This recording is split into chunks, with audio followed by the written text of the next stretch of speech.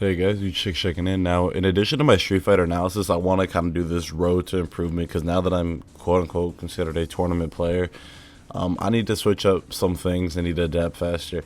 And I wanted to kind of break this down and break down my journey that I will be going through over the next couple of months into a video series. So I hope you guys enjoy. So, one thing I want to cover and get out of the way before I even get this thing started is complacency. If you are complacent in a fighting game and you think that you are the greatest player, you need to go back and check the tapes. You need to go see what you can do better. You need to go make new mix-ups. You need to go get better techs. You need to get better at anti-airing. If you are just a god, you should be anti-airing consistently. You need to be able to switch immediately from a ground game to an anti-air game. You need to be able to get ready for techs, mix-ups. So there are many things that people can work on to overall improve their game, and you never want to feel complacent. The moment you feel complacent is the moment that you're going to start deteriorating and breaking yourself down inside when you get beaten by scrubs, and it's gonna attack your pride psychologically. So anyways, let's get into this. So the first thing I wanted to talk about were some of my flaws. So I wanted to go over what did I want to go over today? I think I wanted to go over teching. Now, people think that teching is very simple. There are obviously multi-button techs. Like, there's a lot of technology in the game. Like, there's multi-button techs, there's just crouch tech. But I kind of wanted to go over this problem because this is really what breaks down my defense, and I kind of hate that a lot.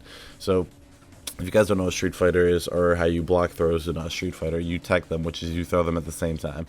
So if you haven't played the game, you might be wondering, how is that so hard?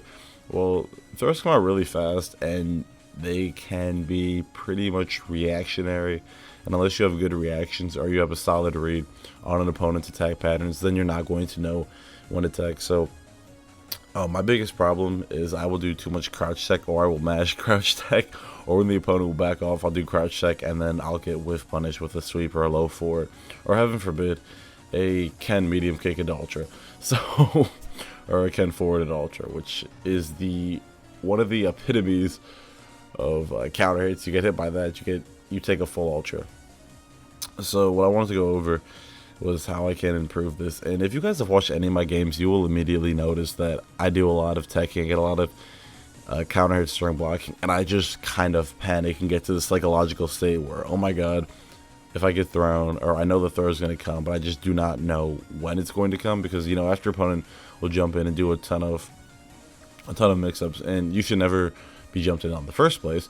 But if your opponent gets a jump in and they're doing a bunch of mix-ups, and you know they want to go for a grab, but they've done a bunch of offensive patterns, you've blocked them all, including an overhead, then you know the grab's going to come. But is it going to be like an empty jump into a throw? Is it going to be just a walk-up throw? Is it going to be low forward, just walk-up throw, jab throw? And that's just something that I guess I need to get the feel for the opponent and adapt faster. So that's something I wanted to kind of cover in this series. There really aren't that many tips that you can get for throwing, other than, you know, if there are option selects, and I might cover option selects later in this series.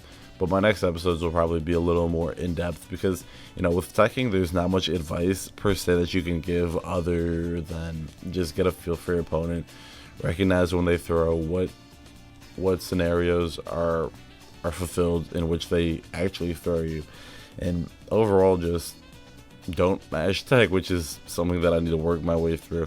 Other than that, you know, I have another plethora of problems, like matchup problems, mix-up problems, zone switching, and I guess you can consider anti-airing as a problem if that's under the category of zone switching, probably. But tell me what you guys think about this road to self-improvement series for Street Fighter 4 to help me, you know, do better in tournaments. But I also got second in my local out of like 30 guys, and that was the best I did. The other times I got like 8th and 16th. But anyways, I'm pretty excited about this series. Tell me what you guys think about this. You should check it out. If you guys have any other things you want me to cover about in this road to self-improvement, let me know.